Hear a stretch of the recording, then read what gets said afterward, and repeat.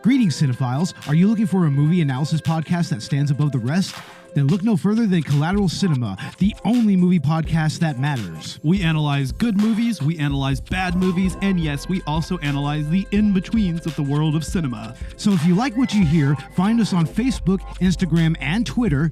And listen to us on Apple Podcasts, Spotify, Google Podcasts, and wherever you get your podcasts. And yes, my friends, we are 420 friendly. So when you listen to us, smoke it if you've got it.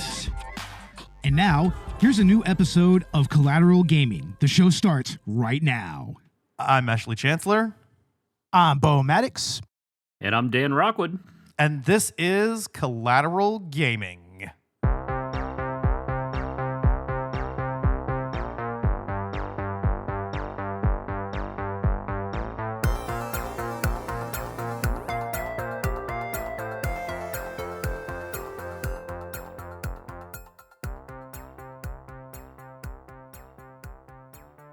Welcome to a special game launch edition of Collateral Gaming, the only video game podcast that matters, where we focus on good games, bad games, and everything else in between in the world of gaming. We are podcasting straight from Houston, Texas, and yes, my friends, we are a 420 friendly podcast, so smoke that green herb if you got it.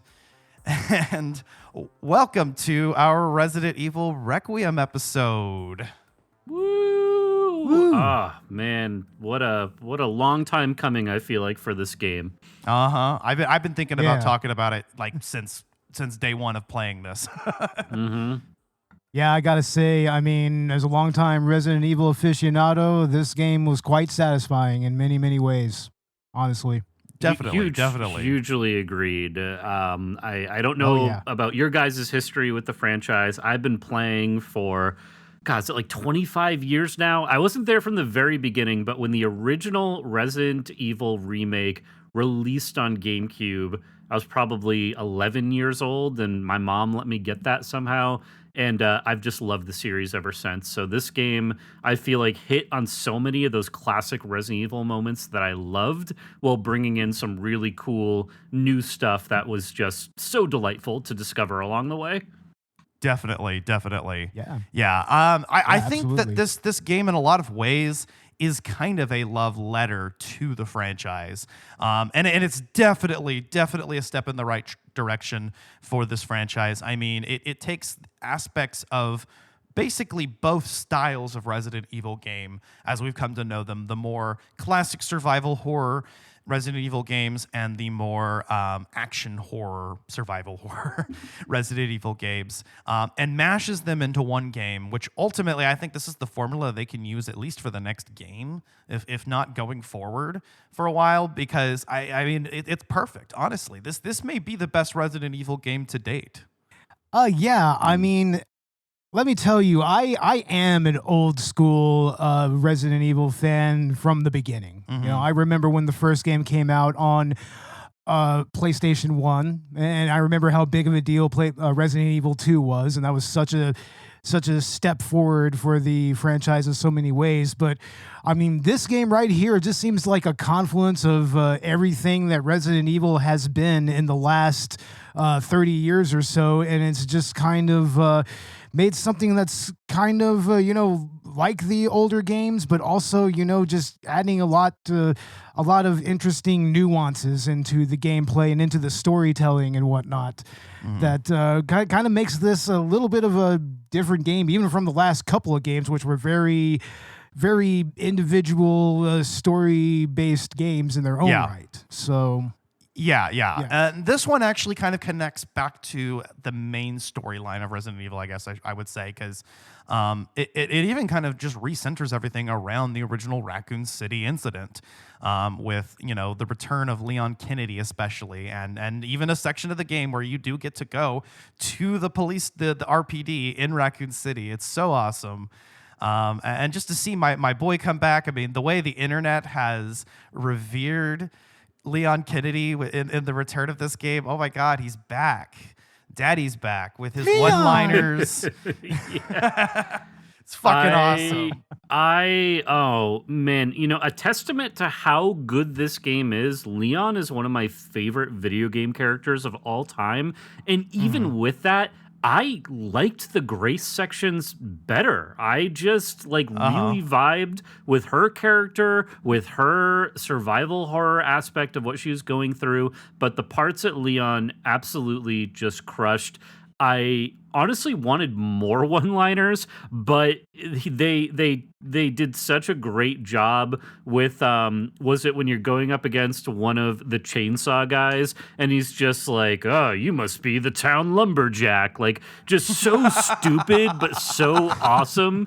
And I heard that line probably 12 times because I just kept getting killed in that fight. So I got to hear it over and over again. And fuck yeah. Yeah, they made just such a delight being able to step back into Leon's shoes. Yeah.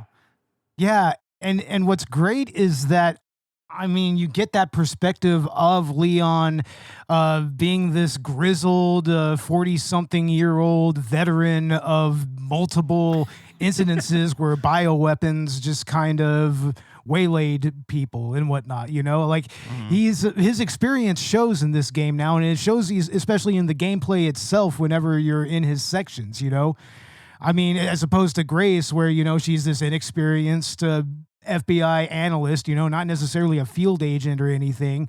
And she's just kind of plopped right in the middle of this messed up scenario in the original hotel and also in the hospital and everything. And yeah, I was watching the Spear Hunters review of this, and she described her as very much like just a mouse just being thrown into this really messed up maze and everything, but she does kind of progress a little bit though, Yeah. She eventually as you get a little more into her gameplay loop. I mean, she becomes more efficient at at firearms and whatnot. She becomes more efficient at evading and everything. So, I mean, it's really interesting to have these contrasting styles of gameplay here, different gameplay loops that actually kind of fit the characters themselves. Yes, 100%. And I think that what Capcom decided to do with this game was so clever because, like I mentioned, they took the different gameplay styles that different Resident Evil fans appreciate. You're going to have your Resident Evil 4 fans, and they're going to really appreciate the Leon sections. And then you're going to have your classic Resident Evil fans or people who enjoyed Resident Evil 7 Biohazard, for instance. Like, Grace's sections feel quite a bit more like specifically Biohazard or Resident Evil 2 Remake, I would say, whereas Leon's sections kind of feel like Resident Evil 4 Remake or even Village to an extent. And you can play through either of these in either first or third person, which is really cool. I know Resident Evil Village eventually added support for the third-party view perspective later on. So it was cool that they just allowed you to select either one for either character at the start. The game's recommended camera setup is first-person perspective for Grace and third-person for Leon. And I think that works best as well, personally. And I've experimented with things, but I think the game's default setup is actually the best because it intensifies the horror of Grace's sections and the powerlessness of her. And and then on second run you can try it out the other way or whatever, which is nice. But yeah, I really like how well these are juxtaposed, and instead of just being like an A-B scenario or, you play through the game twice as either character, no, these are interwoven. So you'll go through a section as Grace, and then you'll come back in as Leon and just mop the floor with these zombies that were a genuine threat. Yeah. Leon's just, cracking one-liners. Yeah, Grace really encapsulated the haunted horror house of this, and then Leon comes in and it just turns into mostly an action game. And I realized a mistake I made, although I am still happy that I played it this way, was there were some semi mini boss style enemies that I confronted and attacked as Grace, and then realized later, oh wait, I could have just avoided them, and then Leon could have just mopped up after her and taken them on after the fact. But I had the same problem. Yeah, it does seem like Grace's segments, they do favor stealth and evasion a little more so than just kind of a run and gun style. I mean, you kind of have to with some of these larger enemies, much like the chef, or even the singer herself. I mean, who's a hell of a threat in her own right. But. Yeah. I mean, you could just evade them and just let Leon take care of them, because Leon is the one who has the best move set to take care of them. But a couple of those enemies, like in particular the like sub boss type enemies, actually do have rewards for Grace if you take them down as Grace, and that's what I really appreciate about her sections. Unlike you, Dan, I actually preferred Grace's sections, and that's because for me it actually that is what the Resident Evil games I enjoy the most are the more survival focused ones, and I like this gameplay that is evocative of classic survival horror Resident Evil, and it really these are the moments that shine the best for me, and I enjoyed the Leon bits as like respites from that.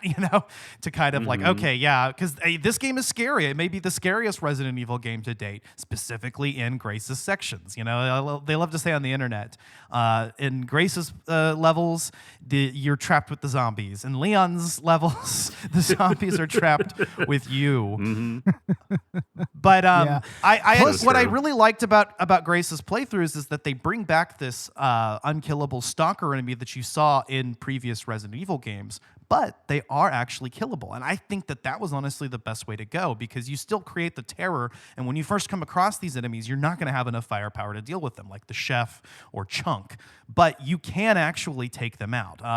The girl, I think, is the one that is just not killable, except through story progression. But Chunk and the chef are both killable within one of Grace's early levels, provided you have the resources to do so. You got to craft either Requiem ammo or hemolytic injectors in order to take them out, but it is possible, and you do get a special charm for doing it. Yeah, that was such a cool part of this game, and I realized like when I took the chef down and I got the trophy on PlayStation, I was like, oh, I didn't have to do this, did I? Like, I could have just let Leon handle this in a much easier way. But it was still so cool. The whole environment of the treatment center is just one of my favorites in any Resident Evil game. And they introduced this really cool element where the zombies are just sort of going about their lives and going through the motions of whatever they were doing when they were turned. Yes. And especially, without really spoiling too much about the environments, when you get back to like Raccoon City, you're dealing with zombies who turned over 2 decades ago, and you're seeing, what that level of like decay and time does to the human body. Like there were just some elements that I think were really fun to approach from a design perspective, and it made exploring them and discovering them authentically just so much fun, especially for longtime fans of the series. Yeah, the level design in this for both Grace and Leon's sections was exceptional. Some of the best that the series has to offer, honestly. Just the way that you approach these sections. And it's really cool. Like I mentioned, the time is pretty much evenly split between them. I would say Act 1, you swap between Leon and Grace, and it's a little bit Grace dominant, where she'll be going through an area, and then most of the time Leon's levels are just combing through those areas and taking out enemies that Grace may have had to avoid. But then you get to the second act, and it's kind of actually just Leon. And then you get to the third act, where it kind of brings both of their journeys to fruition. And again, we're not going to get into spoilers, but that's like the basic structure. So you get a lot of time with each of these characters. I think there's 2 different endings that you can get. I don't know if you saw both endings, Dan. I did see both endings, yes. I made what is considered the wrong choice first, and I was like, what? is this what happens? And then it was like, oh, okay, I can go back and make some different choices. Yeah. And I think, as I understand it, the game actually encourages you to do that if you get it wrong. But I made the right choice on my first playthrough. But I watched a playthrough or watched a video of the other ending, and then they were pretty satisfying endings. I feel like this is a good self-contained story, but it does harken back to elements that were placed in the earliest Resident Evil games, like the Raccoon City incident, like Spencer and all the T-virus even. Yeah, I mean, it does make sense that they would just kind of have everything just kind of come around full circle at the very end. Yeah. You know, I mean, especially with those particular storylines. Yeah. And story through lines and whatnot. Exactly. Yep. Exactly. Without spoiling anything about the late game stuff, there is a point in this game where you kind of end up in like a lab area, and I just need to personally make a count of how many Resident Evil games you end up in a science lab, because it's a lot. It is. You think at some point you wouldn't just end up in like an umbrella laboratory, but that seems to be where most of these games go at some point. Yeah, 100%. Absolutely. That and mansions, it's right? Pretty much and you have the treatment center, which is a mansion.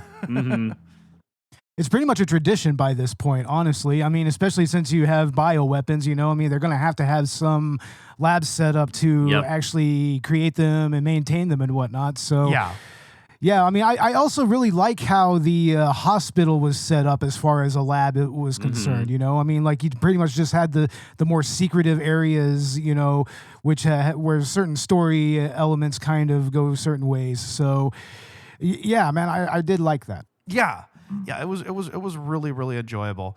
And yeah, like I mentioned, Grace's sections just feel like you feel so much tension and horror. I played this on Switch 2, and it was actually a really good experience. It targets 60 frames. I mean, I would say this is up there with Final Fantasy VII Remake as a benchmark of what the Switch 2 is capable of. But it was a great way to just experience the horror, and then later the action as Leon. But what I liked about these levels too is, like, early on Leon hands Grace this big ass weapon, this big ass revolver, which is essentially your magnum of the game, the Requiem. Now I don't know about you guys, but I hoarded the Requiem ammo as much as possible during Grace's sections. Hell, I continued to hoard it during Leon's sections and just reserved it for a boss that I needed to use it for, and that ended up being a special cameo. I won't spoil what that is. I just did it. I'm going to have to edit it out in post, but damn it, Ash. I hoarded that Requiem ammo. I only used it as Grace if, like, I needed to take care of a blister head. That was one of the new gameplay elements that I thought was really cool. They brought back Crimson Heads, so some zombies do resurrect and become more powerful. That's a good use of Requiem ammo. Also, there were situations where, like the more like the Singer zombie and other zombies that were like more powerful enemies.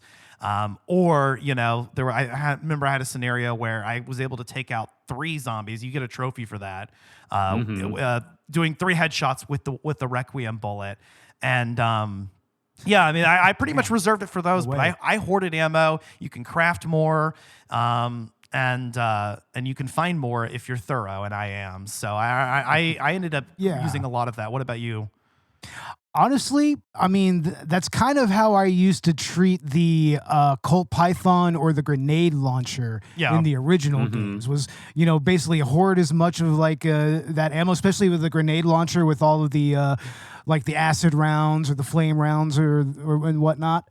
It's like that's kind of the same strategy that I took with that. But with Requiem, it makes the most sense because, god damn, does that gun pack a punch? I mean, I think it's like it's a single shot revolver, right?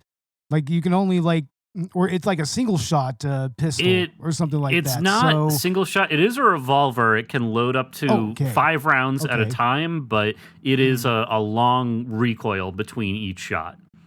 Yeah.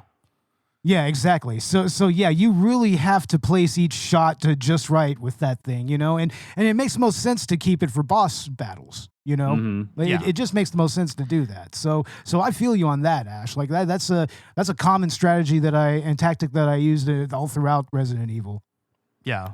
I played the exact same way. The blister heads were it was super helpful to use against them. They were causing me some major problems like mid-game. And finally, I think I just ran out of handgun ammo and was like, there's nothing else and I'm going to die. And I don't want to use this amazing gun, but it's literally what it's here for. Like, my options are death or spend the ammo. So I spent that ammo and just was able to, progress through the section. I will say that is something that is unique probably to the early stages of the care center in terms of the survival horror aspects of it. I went through multiple hours of this game with no bullets, 6 bullets, 8 bullets, whatever. Yeah. I really had to be careful. I had to pick up makeshift knives. I had to like stealth attack enemies when I was able to use those hemolytic injectors and everything. By the end of Grace's section, I had probably 80 rounds on me, and I was like, I'm ready to do battle with anything. But by that point, it just felt like the game was not sending as much at me as it was in those early stages. Yeah. It does. There are moments, and I think the game knows when to pull back, especially during Grace's sections, and just be really scarce with that ammo. So it's a really tense experience. So if you're not careful, and I played this on standard classic for my first playthrough, which is the standard difficulty, but with ink ribbons. Mm-hmm. And for me, I went ahead and used that option because I like the ink ribbon thing. I think it makes the strategic value of the classic Resident Evil games just so much more fun for me. Just thinking about, okay, I have to be careful about when I save, And so I went ahead and I played this on standard classic. But yeah, I mean, there are moments where it gets tight. But Grace is able to craft items, much more items than Leon can. She doesn't have as much inventory space, but unlike Leon, she has access to the item box. Mm-hmm. So you can hoard these items, you can store them. There's a couple charms that you can equip that can help her out and stuff. But the weapons themselves are not upgradable. So there are some upgrades that you can get to her health and her reload speed. That you can either craft or find using the antique coins. But yeah, you got to like look around every corner, and then once she gets the blood collector, you can actually start collecting blood either from fixed points or even enemies, depending on how much blood they spill. So if you go for headshots or leg shots, you'll spill a lot more blood, and you'll be able to collect that, and you can craft more things, like ink ribbons even, or ammo for the Requiem, or you can combine it with green herbs and actually make a first aid that can fully restore your health, or things like that. So there's a whole other strategic element with the infected blood crafting system that I really enjoyed. Absolutely. I mean, the crafting system was great. I did not play with the ink ribbons on, but I do want to do a playthrough where I experience that again, because that is a level of stress I have not had since the early 2000s. Like, eventually they ditched that mechanic and was like, maybe we shouldn't limit the number of times someone can save in their game. But in the original Resident Evil, I got so good at that game, and I was playing it through over and over and over again. I didn't need to save all that frequently. I just memorized the Spencer Mansion at one point. I was clearing the game in under 3 hours. I had everything unlocked and was just having a blast with it. This was also back when I owned like 5 video games, and so the original Resident Evil was just what I had access to. I'm definitely looking forward to future playthroughs of 9. I own it on PS5. I'm really excited to buy it on Switch 2, and Ash, I'm excited to hear about your review of playing it on Switch 2. I think that's extremely promising, and also in my opinion, pretty much guarantees we're going to get 2, 3, and 4 remakes released probably this year to coincide with the 30th anniversary. Because if they release 7, 8, 9 in the Generations pack, there's no reason why we wouldn't get the other remakes on here. So the Switch 2 is going to be a really, really cool Resident Evil device toward the end of this year. Mark my words, you can clip this, and when the prediction comes through, we can all celebrate together. I mean, the Switch already was absolutely a great machine for Resident Evil, and the Switch 2 has expanded that. But yeah, even more so now. And by the way, yes, we are recording this on exactly the date of the 30th anniversary of Resident Evil. And that kind of happened by coincidence. Woo! But once I realized it a couple days ago, I was like, oh, we're recording on Sunday. It's the day of. So that's right. Yeah, that's pretty cool. And just phenomenal to see how far this series has gone. It had some of its failures, but here we are again in 2026, and we've got not only a good Resident Evil game, a great Resident Evil game, one that I think might be the best in the series, but maybe I need to go through and replay some of the other ones or play some of the other ones I haven't played. But yeah, I mean, I've been so impressed with this game.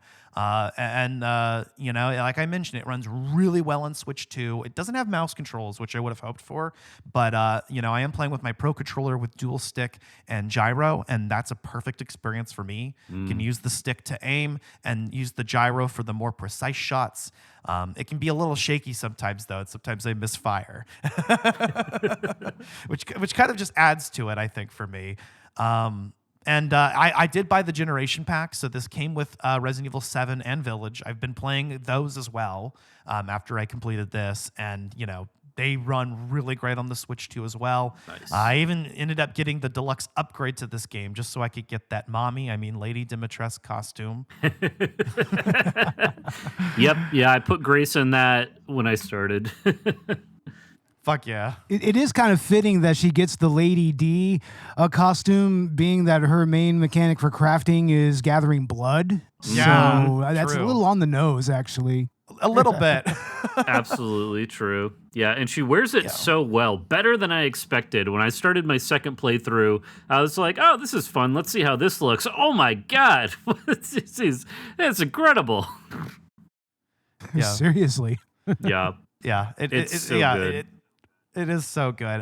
But my first playthrough of this game, I'm like, no, I want to only watch cutscenes, you know, with like the lore accurate costumes and everything, you know, because I want to get immersed. But that's what the second run's good for. And the second run's been cool because during Leon's sections, it actually gives you early access to his upgrade and purchase system, which is cool. I guess we haven't really talked about his sections. But as much as we have Grace's. But Leon's sections are cool. Early on, like I mentioned, I think his levels are kind of just, okay, let me come to this area that Grace was in and mop the floor with some zombies and do some stuff, you know, or let me look after it and let me snipe after these enemies that are going after Grace or whatever. But then later on, once you get to Raccoon City, the game opens up and has this whole other mechanic where they have these like supply boxes that kind of act like the merchant from Resident Evil 4. So you can buy new weapons, which are better than the ones that you have. And you can also tune up and upgrade your weapons and buy other resources, which are cool. And there's a currency system, which is actually Leon gets a tracker that tracks how many enemies that he's killed and awards him points based on that. So the way that you purchase new weapons and upgrade your existing weapons or buy other resources is directly tied to how many enemies you kill as Leon. Yeah. Interesting. That was really cool, and it gamified it even more because as you would go through a section, take out a bunch of enemies, and you could see your points kind of rack up in the corners. You did that, which was helpful for me because that confirmed when a zombie was actually dead and they would not get back up again was when the points triggered. Yeah. Same. So that was cool. Upgrading the guns was fun. I do like the Resident Evil 4 and 4 remake merchant and that style of upgrading weapons better. This one would be like you could add a compensator to get a little bit more stability or a little bit more firepower. That was fine, but there was never a moment where I felt like my gun was way more powerful than it was originally. And in 4, it's just, you can feel it. You upgrade your handgun all the way, you know you have an upgraded weapon. And I just didn't feel that in 9. Now, will I in subsequent playthroughs and when I get more experience with it? It's very possible, especially as I unlock some of those other special weapons. But I do wish that the upgrade system was a little bit more refined for me. And it didn't break the game or anything, still had an amazing time with it. But I was looking at, my points and everything, and it's like, man, I wish there was just more variety or more like customization I could do to these different guns. I can understand that. And, I know that there is actually like an additional tier of customization options on the guns, which in second run, if you use the special content or whatever, and you can like purchase it and get more and get it like there's an additional tier of upgrades. Yeah, there's also additional weapons all with their. Sorry, Ash. If you get all of the Mr. Raccoon bobbleheads, there's 25 of them through the game. It does unlock another tier for Leon's upgrades.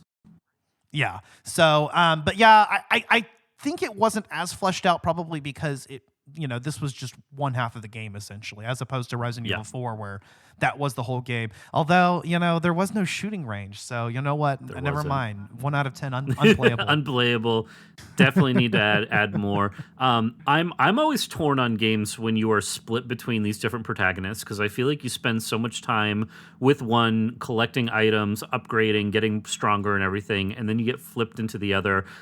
That's what I really struggled with for a game like The Last of Us Part 2, which I love, but I've only ever played that game one time. And now there are options where you can play it in chronological order, and I actually do want to go back and experience it in that way. But there's just parts of Resident Evil 9 where it feels a little disconnected, and it's I loved playing as Grace so much that I would get back to Leon, and again, I love Leon, but I'd be like, okay, like I was kind of in the middle of something as Grace, like can I go back and like finish what I was doing? But it's like, nope, we have to sort of interrupt the momentum a little bit and like now play like Leon's story for a while.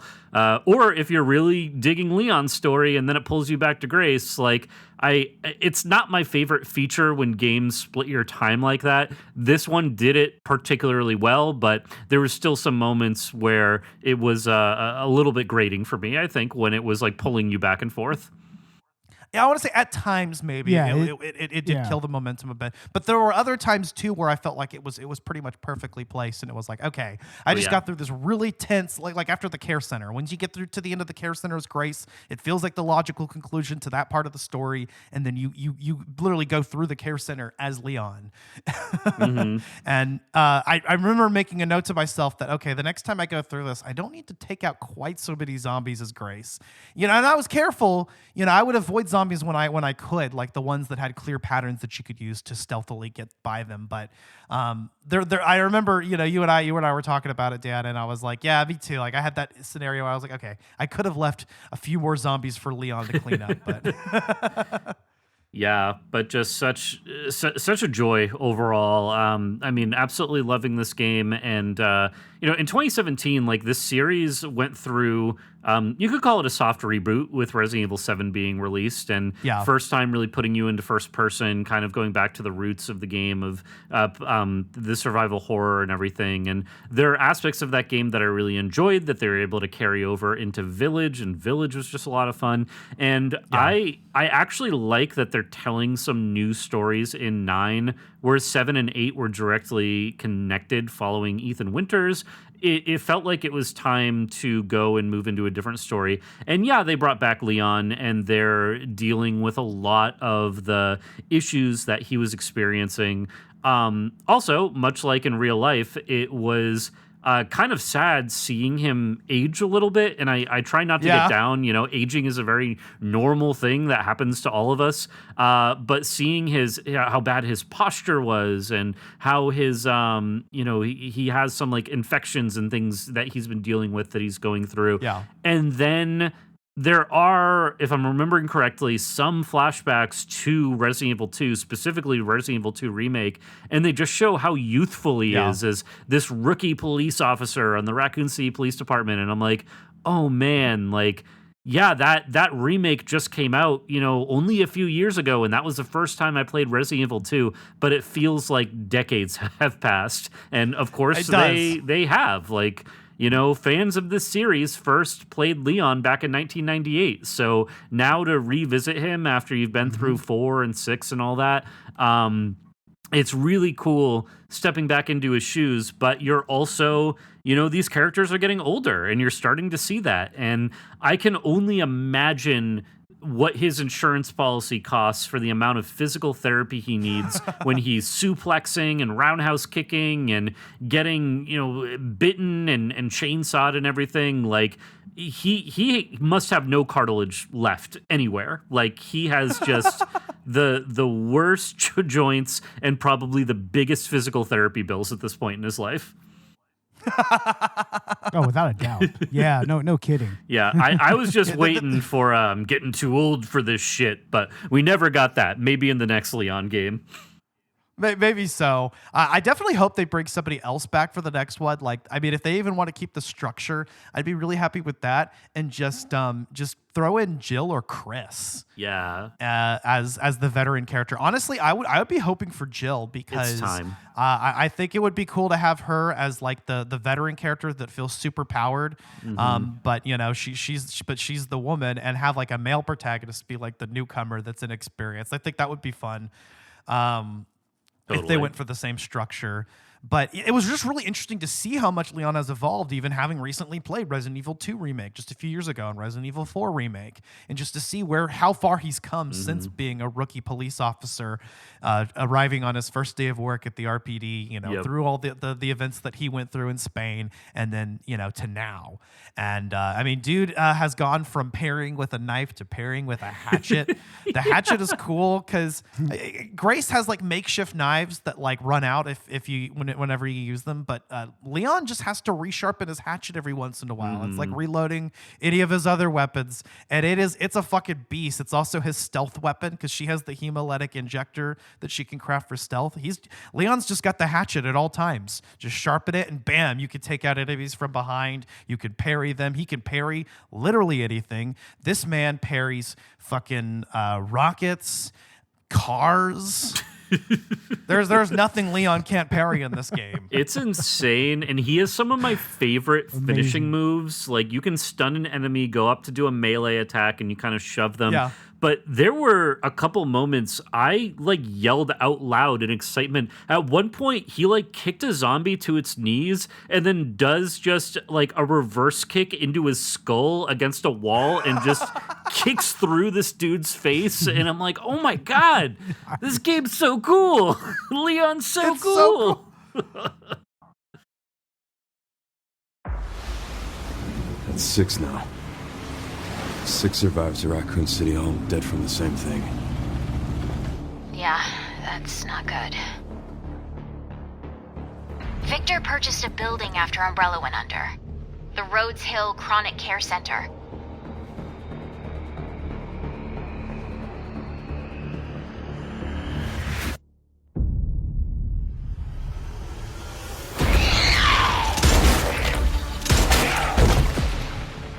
You okay? What does Victor want with you? What do you mean? He grabbed you for a reason. Did you find anything on Elpis? Not yet. Nothing on the servers at the CIA or the Pentagon. You are an ignorant fool. Leon, we're running out of time.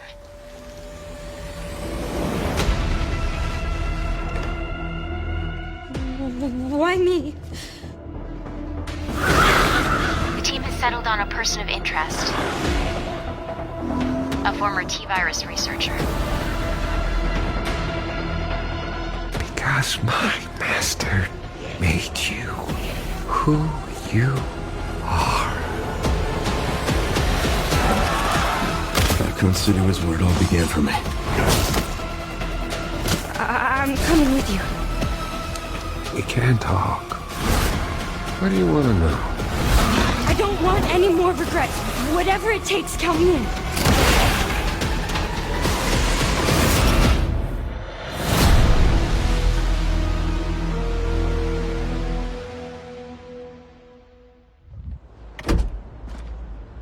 It's been a while since you've been back there.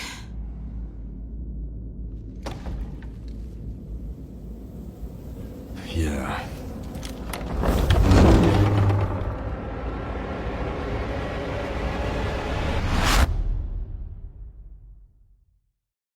Honestly, I have to say that when it comes to just the actual gore in this game, this is probably some of the most satisfying Resident Evil gore like ever, you know? And this is a franchise where, you know, body horror has, you know, been an established part of it, like pretty much from the beginning. But here, like you really see, like even in that first segment, how the T-virus infection takes effect, you know, right away. And you also, and I mean, also just whenever the hemolytic injector is used and you blow up the zombies in this massive spray of gore and blood, it's like, I mean, I haven't really seen that in Resident Evil games yet, like, I mean, even with all the goriness in Resident Evil 7, where you're literally like getting your hand sliced off as Ethan Winters and everything, it's like this right here is much more satisfying and a lot gushier and bloodier, and just it really fits just the aesthetic like perfectly.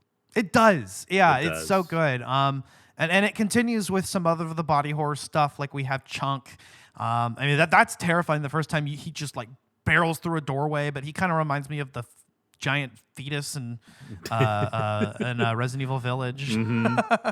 Yeah. So horrifying. What are the things, and this was brought up by one of the guys over at IGN on their PlayStation podcast, so shout out to them over there. But they said, specifically talking about Resident Evil 4 Remake, which is one of my all-time favorite games. The original is one of my all-time favorite games. But that game, looking back on it, feels like an exaggerated story that Leon in Resident Evil Requiem is telling, like, to Grace. And he's like, yeah, and then the island blew up, and I escaped on a jet ski, and then the president's daughter said she wanted to sleep with me. Like, yeah. But I was nice, and I was like, maybe some other time. And I'm like, yeah, that looking at Resident Evil 4 as like an unreliable narrator story makes it way funnier to me now with how ridiculous that game gets in parts of it. So ridiculous. I mean, for fuck's sake, I mean, there's just that huge alligator that comes out, or that huge monster in the lake that comes out. It's like, that's such a ridiculous boss battle. Or the Il Gigante, the giant that he has to fight later on in that game. It's like, it does kind of fit. It feels like he's just exaggerating a bunch of bullshit that happened to him, when in reality it was probably a little more mundane. Multiple times. Yeah. I also love a meme I saw years ago that was like, the president's daughter gets kidnapped, so the president sends one guy with a handgun to get her back. Like, okay, that makes sense. But when you have Leon Kennedy, I guess, who needs Navy SEALs when you've got Leon Kennedy? Oh, no, this extra-ass man can't just unlock a bolt on a door. No, he's got to take the chainsaw, slice the bolt down, and then kick the door open. Yep. 100%. As you do.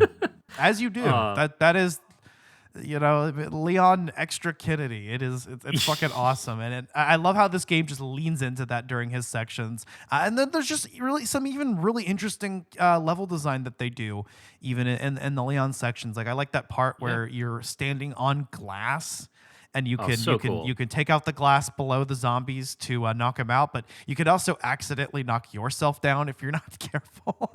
I feel like you almost needed an engineering degree for that section, because I killed myself multiple times. Like, okay, I'm gonna shoot this pane, then this pane, then this pane, and then the whole thing drops out from under me. And I'm like, what am I missing? How are these supports interconnected?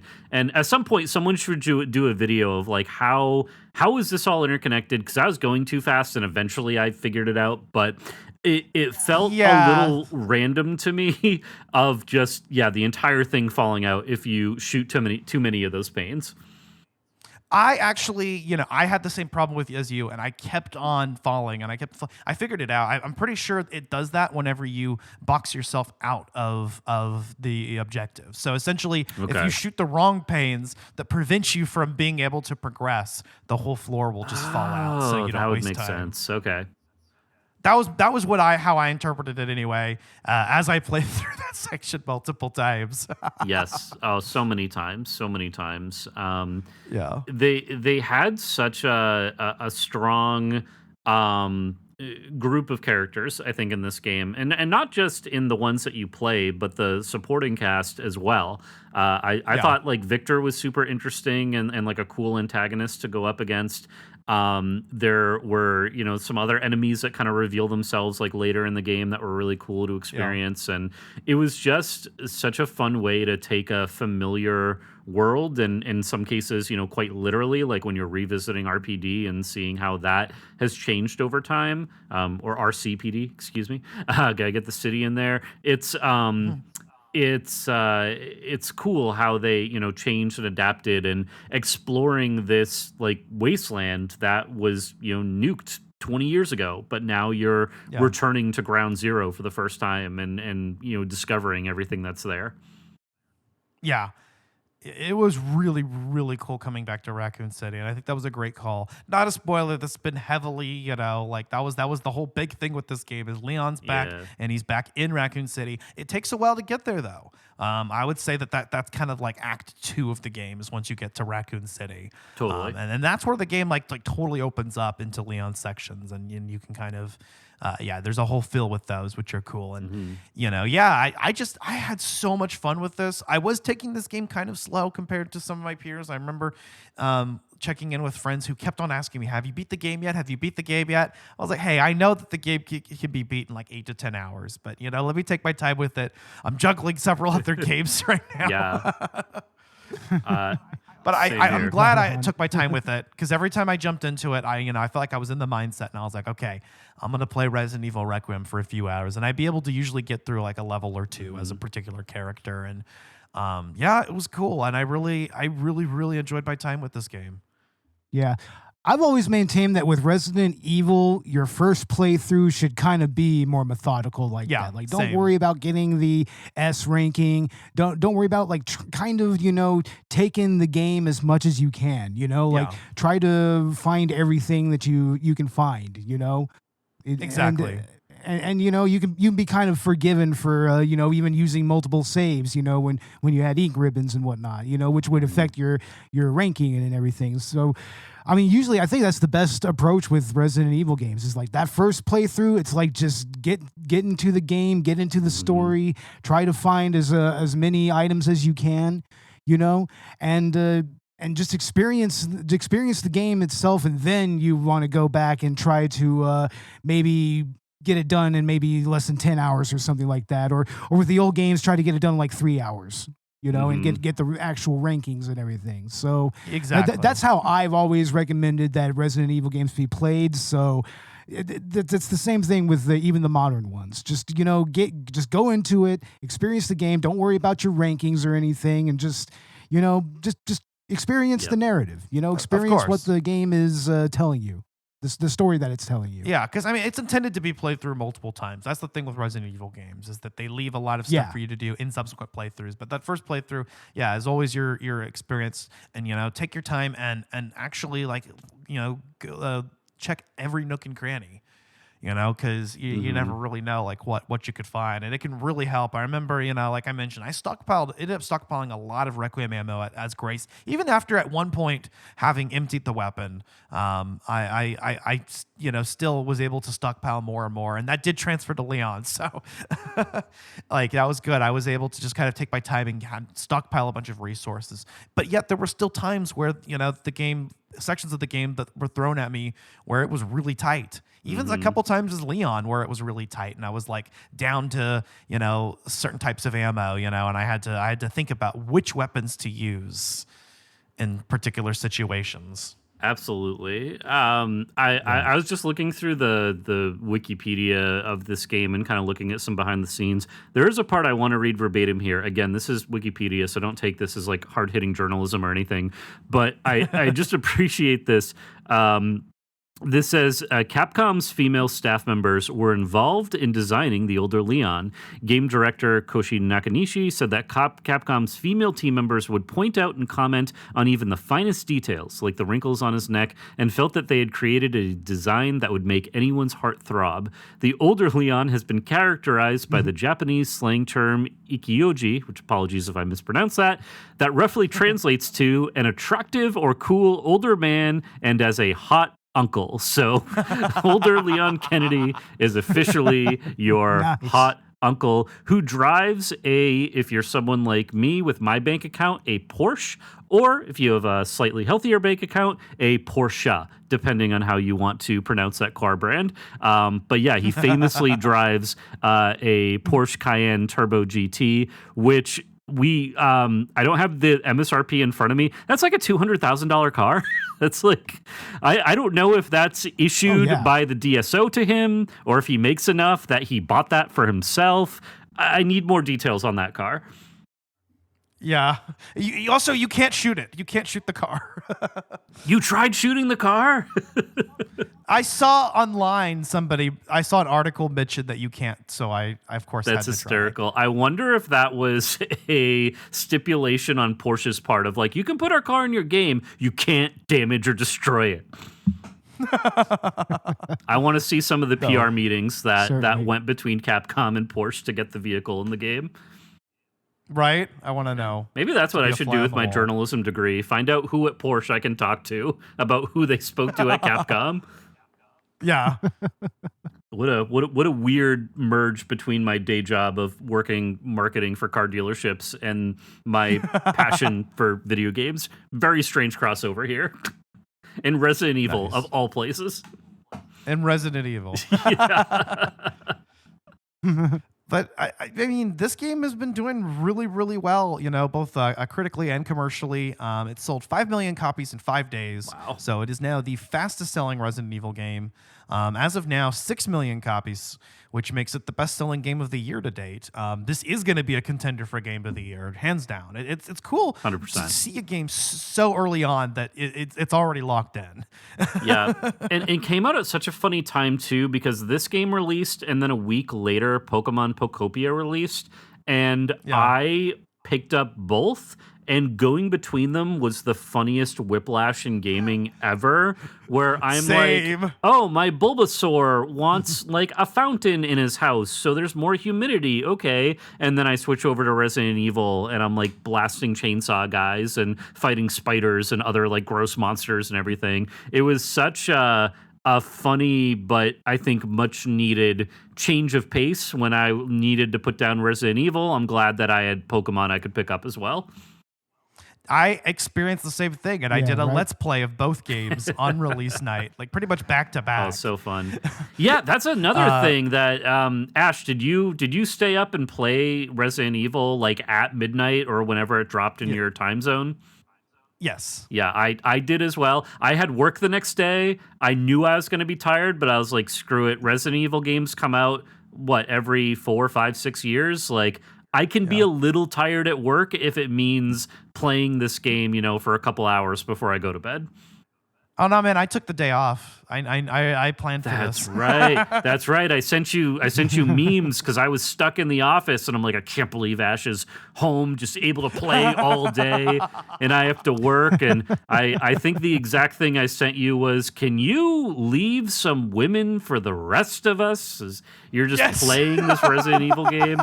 Man, I was jealous, and I don't know what games either this year or in the future I will take time off for, but I got to do more of that. Maybe when Wolverine comes out this fall on PlayStation 5, I'm really going to want to sink into that one for sure.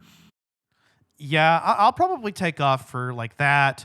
GTA, obviously. Oh yeah, that's gonna be a big deal. I'm excited about the 007 game coming out. That's another new one. That'll be fun. Yeah, there's a lot coming out this year that I'm stoked for. And so far we've had a good string of releases. But out of everything I've played so far this year, Resident Evil Requiem is my favorite. It's really good. And it might end up being my game of the year. We'll see. Obviously, we've got some heavy hitters coming. So there's going to be a lot, and I'm sure stuff that's going to get dropped in the fall that hasn't even been announced yet. We have many conventions coming up, and announcements and directs, state of plays, and all that. So there's going to be a lot of really cool stuff. And I'm excited, to see what else we get from Capcom and see what else are they going to do to celebrate the 30th anniversary. Are there going to be other collectibles we can get? Are they going to release, maybe like vinyl albums and stuff of like soundtracks or music? Sometimes companies do that. It's going to be really cool to see what we get. And this released at a great time. I love heavy-hitting video games that come out in February or March because there's typically not a lot of competition. There's not a whole lot else going on. And it's just a great time to sink into a new game. And I had such a blast with Resident Evil Requiem. Yeah, it honestly was a really, really, really great time to release this. And I'm excited, too, because we're getting a Resident Evil movie from Zach Cregger later this year. So, I really, really liked Weapons. So I actually am optimistic about it.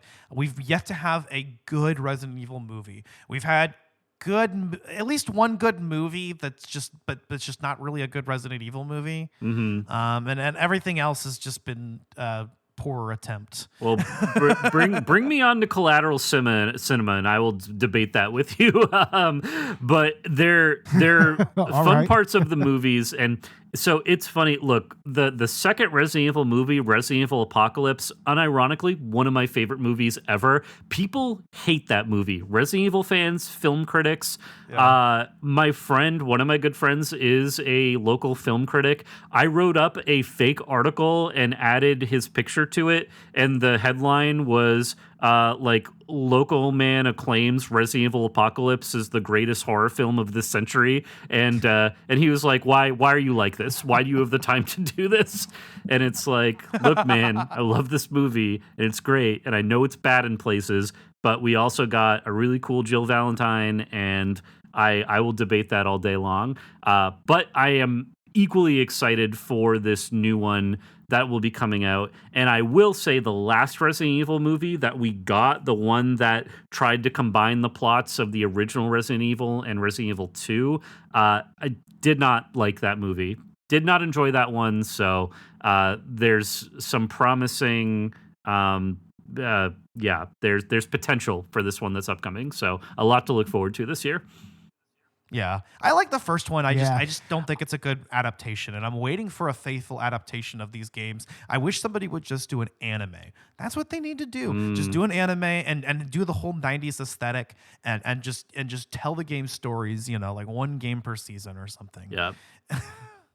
Hell, there's even some Resident Evil comics that have some storylines that they could probably adapt that were pretty interesting. I recall one where Raccoon City Zoo was involved, and you had zombie giraffes and gorillas and whatnot. Like they could mine something like that. Yeah. Make a movie out of that. True. It could. Be interesting. I mean, I'm really excited for what most people, I think, agree is an inevitability of a remake of the original Resident Evil. And I know we got a remake back in the early 2000s, but a full-on, like, over-the-shoulder perspective where you're exploring the Spencer Mansion. That's such a cool, iconic setting in all of gaming. And I think, one, give us that remake for video games, but also if you just make a really well done, well paced horror movie of these unsuspecting small town cops being lured into a mansion and having to fight the evil that's within there, that is a setup for a really cool movie, and it could be done super well if you get the right team on board to film and direct it. Yeah, definitely. Mm.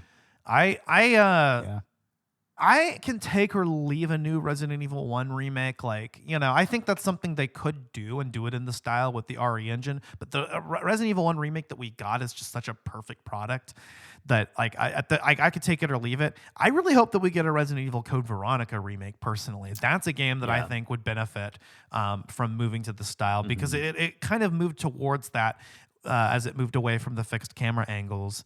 And I really think that game with a modern control scheme would shine. Absolutely. And I've never played Code Veronica, so that would be definitely the time for me to actually experience that game for the first time. That would be so much fun. Yeah. I would say Code Veronica is probably the penultimate original Resident Evil gameplay experience. If you like the old school approach and whatnot, with a few at the time quality of life improvements. So no, I recommend that. You got to play the original Code Veronica, man. It is actually a stone cold classic. I would love to, and one of these days, 1 October, when I have the time, I would love to go back and play through the original Resident Evil start to finish. Because again, when I was 12 years old, I was clearing that game in under 3 hours, and I know I'm not going to be able to do that now in my current state, but if I revisit it, I think there's a lot of fun to be had with it. Yeah, I don't know. That's a game where I kind of know that the back of my hand, pretty much, kind of like Final Fantasy VII. So maybe I could probably get through it in 3 hours, just an unprompted run through. I mean, Ash, we reviewed the original about 4 or 5 years ago. Yeah, we did an episode on the director's cut, right? Yeah, I believe it was on the director's cut. We played Resident Evil director's cut for Collateral Gaming bonus round, if I'm not mistaken. And that was fun. I remember playing through the original Resident Evil, and I was also playing through the remake at that time, and then it was really cool to see like where the series kind of came from. Absolutely, so much good stuff to say about this game. If you've played it and you agree, you know what's special about it, and if you've listened and you haven't played it yet, go pick it up. It's available on pretty much any modern console or PC, and it's a lot of fun. And if you've got a Switch 2, it really shines on Switch 2. So. Hugely recommend. We had a blast with it, and it's just such a fun and great game to play through. Honestly, I wholeheartedly recommend it. I mean, if you're into horror games, obviously. Yeah. I guess with that, we'll go ahead and get into our final thoughts. I feel like we've pretty much said it already, but starting with you, Bo, what are your final thoughts on Resident Evil Requiem? Well, I don't really know if I have much more to really add to it because I didn't really play through more than like maybe a quarter to a half of the game. That's true. And this is a game launch review, so I guess usually actually instead of final thoughts, we do first impressions. First impressions. So I would say, this seems like just like you said, a love letter to the Resident Evil franchise. I mean, it's got the survival horror elements, it's got the action elements, and it does it in a way that Resident Evil 6 tried to do, but just kind of failed, But they got it right this time, it looks like. So I'd say go for it. I'd like to see more of the game here very soon. Like Ash, whenever you bring it down, I'd like to go ahead and play through most of it again. Yeah, that would be fun. I would definitely love to go through this game with you. And Dan, what about you? Final thoughts as you and I have beat the game. Yeah, absolutely. Well, one thing that you guys had mentioned that it kind of reminded me of, I wanted to get the unlockables for getting all of the Mr. Raccoon bobbleheads. So I was going through with a small guide to kind of check those off as I went through. And I actually wish I didn't do that. I really wanted to be able to go through and just get them all done in my first round.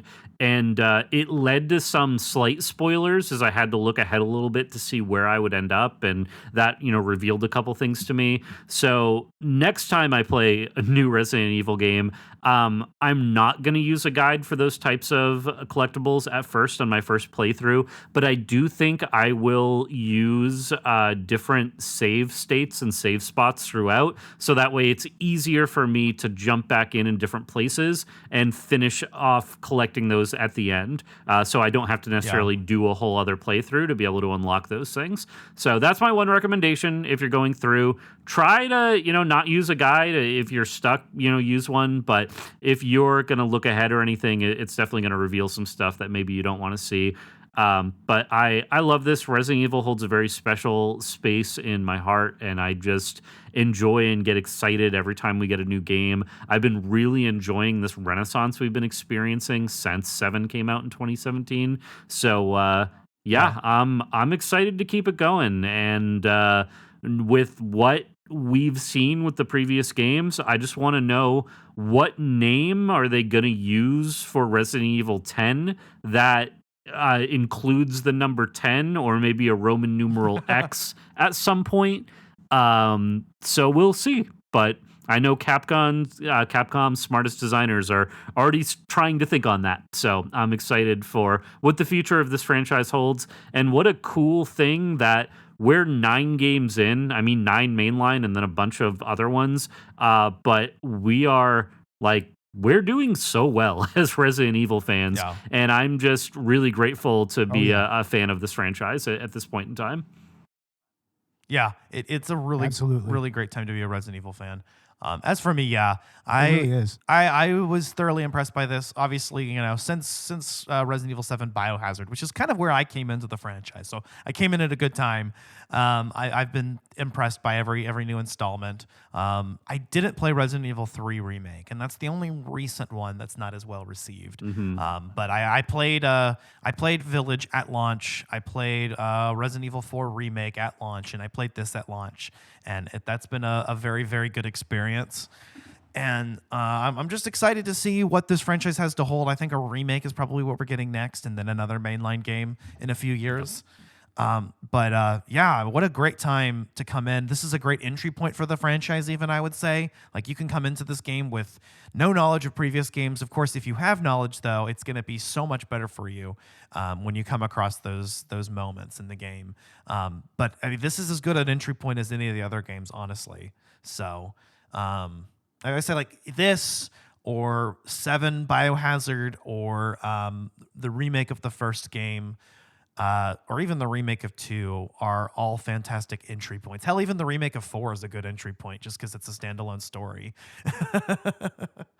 So there's lots of good places to go, and Requiem's as good a place as any. And what a great experience. Like I mentioned, this may be the best Resident Evil game to date, but I kind of need to finish up some of the other ones or play through them again and play through this one and do everything that it has to offer to make a full judgment on that. Yeah. Here's an idea for Resident Evil 10. Resident Evil 10, President Evil, and it takes place in Washington, D.C. Oh, there you go, man. Like that would, God, why do I love that? You could have him go into like the White House or the Lincoln Memorial or something like that. And the former president from Resident Evil 4 is involved. Yeah, that would be amazing. Yeah, Ashley Graham's dad. Let's get her in there.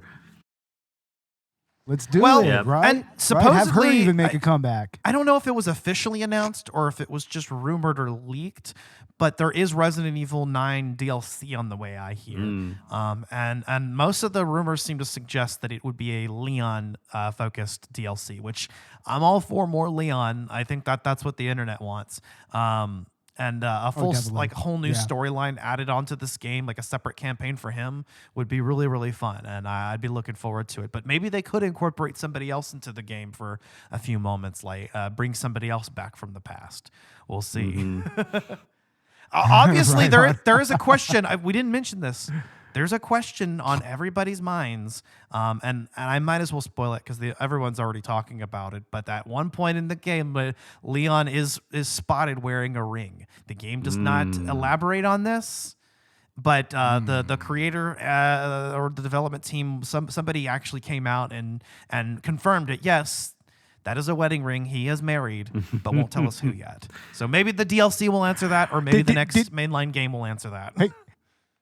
Did he do it? Did he continue the Redfield bloodline? Did he do it? I don't know. My bets are on Ada Wong personally. I feel like that would be probably yeah. It could be her. It could be Ashley. It could be Claire. Some people are even saying Sherry, and that is definitely a no. Very creepy. It should not be Sherry. No. Yeah, probably not. Although it was, not Sherry. No, that would be weird. Even Ashley would be, that's questionable. It's but a little bit better, but yeah, still weird. Ada, it's at least hinted at before. Yeah, Ada doesn't strike me as someone who would want to get married, so I'd put my money on Claire if anything, but I have a feeling it's going to be not an obvious answer, or it's going to be a new character who we'll meet later. Maybe she'll get kidnapped by the remains of Umbrella, and Leon will have to kick some ass to go save her. Yeah, I've got to go save you, babe. Crack some one-liners on the way. Yeah. Sorry, babe. I got the T virus now. I can't deal with it. Yep. I can't deal with you right now. I got the T virus. Got to deal with that. Fuck yeah. But all right, Bo, what's going on with Collateral Cinema? All right, by this time we should have both of our Lord of the Rings trilogy review episodes out. Part 1 we released earlier this month, and Part 2 should be out by the time we release this. So, check that out. We do have Rocky 5 coming up. It's going to be with, we're just going to have Kevin from the podcast That Wouldn't Die join us on that. And I still haven't really heard back from Derek from Hindsight Movie Reviews and Ratchet Book Club. So, we'll see what happens there. But yeah, next episode's going to be Rocky 5. And then our season finale will be with Kaylee from Once Over with Kaylee on YouTube. And we'll be talking about Salo, or the 120 Days of Sodom. So look forward to that. In 2026. In 2026, the year of our Lord. Yeah, Pasolini was a visionary. And a prophet in many ways. No kidding. But Dan, what you got going on, Tech Raptor? Well, I've got a really fun thing coming up later this week as we are recording on Sunday night. I'm going to be at PAX East in Boston, so this is going to be that's right a really fun game convention. Nice. I will be there pretty much all weekend. I'm finalizing my schedule now. I've got a lot of cool meetings with developers and games I'll be checking out. Nintendo recently announced that they're going to be there, so they're going to be showcasing Pokemon Champions, Pokopia, which I own, so I don't need to wait in line to play that. But it will be fun to see Nintendo there and just talk to developers, talk to other gamers, see, experience some new stuff, and a couple things that maybe I can't reveal just yet. I don't know what's public knowledge, but I will tell you I am going to be able to play some of my most anticipated games coming out this year. There are some heavy hitters that I'm really excited to go hands-on with, and it's one of my favorite weekends of the year, and it's just a really positive, fun environment. And if I happen to see any fans of the show out there at PAX, please feel free to say hi, assuming you know what I look like. Or if you recognize my voice, don't think it's weird if you're like, hey, that voice sounds familiar. I'll be like, hey, maybe it does. And yeah, I'm super looking forward. So I'll be at PAX East, and a lot of previews and stuff will be getting published on Tech Raptor coming out of there. So stay tuned for all that. Fucking A, that's awesome. Yeah, man. Ash, we need to go to a gaming convention or something like that. I know, and I mentioned on an earlier episode, I mentioned while we were recording that maybe I should try to make it to PAX East this year. Well, not this year, but maybe next year, Dan. I'll come with you. Please do. And meet you there. And that way we can do some kind of event. That would be great. But yeah, in the near future, whatever we find out about, I'll look to see into finding out what Collateral Gaming can do. But as for what's coming up next, we do have our episode out on the Virtual Boy on Collateral Gaming bonus round. So go check that out. Bo and I played through the catalog of Virtual Boy games on Nintendo Classics using the new peripheral, and that was an experience that was really, really cool, and we talked about it.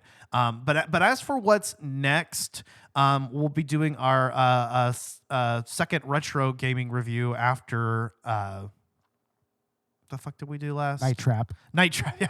Sorry. Night Trap. I'm high as fuck. After Night Trap, which is going to be Vandal Hearts. Bo, you and I played some of that together, and that was fun. And I'm excited to complete that game now and talk about it with you. We'll probably record that here this next week. Yeah, I need to go ahead and maybe play through it on my PlayStation Classic, although I'll pretty much have to restart the game because I don't think I have a save state on there or anything. So. It's pretty fast once you've gone through the levels once. Like once you go through them again, you're like, okay, I remember what strategy worked, or you come up with a better one. But yeah, I've been enjoying my time with that. Absolutely. After that, we're supposed to be doing an episode on Ark. So stay tuned for that, unless, of course, it gets too close to April. And then in Bad Game April, we are covering Big Rigs and Mortal Kombat Mythology Sub-Zero.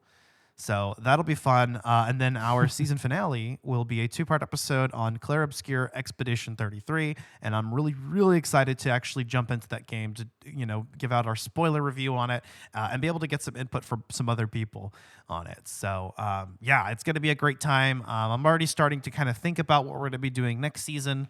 And there's going to be some more Game Lunch episodes as well. I mean, I did pick up the Fatal Frame 2 remake and Crimson Desert. If anything, might review one of those coming soon. I do have an episode planned on a spoiler episode for the bonus round on the 100 Line Last Defense Academy. So I'll be releasing that later, closer to the season finale. But yeah, we've got a lot to look forward to. And Collateral Let's Play, we are playing through Metroid Zero Mission for Metroid Mondays. Coming up next, I think we're going to do an episode on Black Ops 7 on Shooter Saturday. But after that, we'll jump back into some more retro shooters. So, Bo, I'd like to play through Heretic and Hexen with you. I think that would be fun.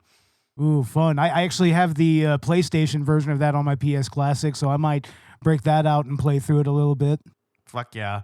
And then after that, Phoenix Wright Wednesday, of course, we'll continue our playthrough of Turnabout Samurai. I think previously I'd reported that we were nearing the end of that case, forgetting that there was a whole other day of investigation and trial for Turnabout Samurai. But yeah, we'll have one more investigation and then one more trial, and then we'll be wrapping up that case. Yeah, we'll be done with it soon. Yeah. It won't take very long. Yeah, and then Turnabout Goodbyes. We might switch gears after that and do another visual novel depending on the release of the Danganronpa 2 remake. I might end up doing something Danganronpa related after that, or we'll see. I'm also started doing let's plays of games that I'm playing for the podcast or new games that have come out. So the next time that we've got an off week and there's something new coming out, I might release that or just whatever I'm playing. I'd like to do an ARC episode actually, since I need to be playing that. Yeah. Ash, here's a visual novel that we need to do. We need to do Hatful Boyfriend. Oh no, that doesn't even sound good. No, it's the weird bird dating sim. Oh no! God damn it, Bo! Why can't we do something? No, we need to do something good, like Shoot an Order, or the 100 Line, or AI the Somnium Files, or 999. Like good visual novels. There's so many of them. It's like the meme from the Babadook of just like, why can't you be normal? Why are you suggesting bird dating sims? Hey, I'm still trying to get us to do a Let's Play of the Phoenix Wright furry game that was found a few years ago. So, because that would be hilarious. That'd be so funny. No. Hilarious. I don't know. I have some ideas for April Fool's Day falls on a week where we don't have anything else planned for Collateral Let's Play, and I have some ideas. Nice. But yeah, oh boy. Stay tuned for all that. Also, we are now sponsors of W Energy, so you can use the promo code CGamingPod to get 10% off your first order. I've been drinking W Energy and enjoying it. It has definitely helped my budget. I'm no longer spending money on monsters daily, but rather I've got to get a little tub of W Energy. And that's a couple servings a day, and it's good. It's genderless energy. I've been enjoying the different flavors. And also check out our merch store on Dashery. We'll have links to that in the show notes. We do also have a Buy Me a Coffee for Collateral Media and a Patreon where you can get access to exclusive Let's Plays that you won't find on our YouTube channel, as well as for Collateral Cinema movie commentaries. And we've got a new one in the works on Fateful Findings that I'm just working on editing. So we'll have that out very soon. I think next you wanted to do The Disaster Artist. So next time I come down, we'll record that and do a patron commentary. Absolutely. And it would also be cool to do a anime commentary for the Patreon. Yes, we definitely should. That'd be a lot of fun. At the very least, at the very latest for our next anime month, we should definitely do that. That would be awesome. That would be cool. But yeah, there's lots of ways to support us. You can listen to us wherever you get your podcasts. Help us rise up the ranks on Good Pods, or leave a 5-star review on Apple Podcasts, or feedback on your platform of choice. Also, hit us up on social media. Collateral Gaming and Cinema are on Blue Sky, Instagram, Threads, Twitter, and Facebook. And yeah, I guess that's just about it. Did you guys have anything else to add? No, nothing on my end. All right. Well, with all that being said, I've been Leon Kennedy. Leon! No, I am the Nemesis. I'm Lisa Trevor?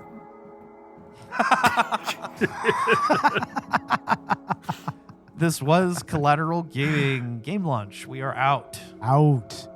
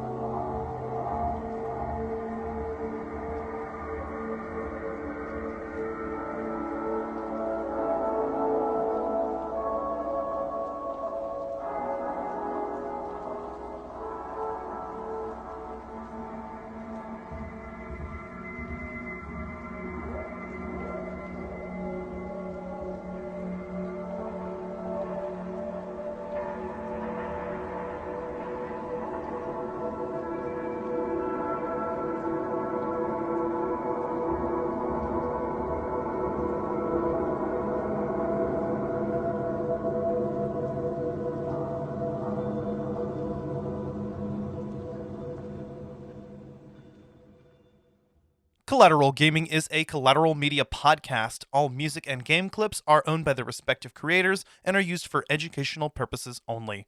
Please don't sue us. We're poor.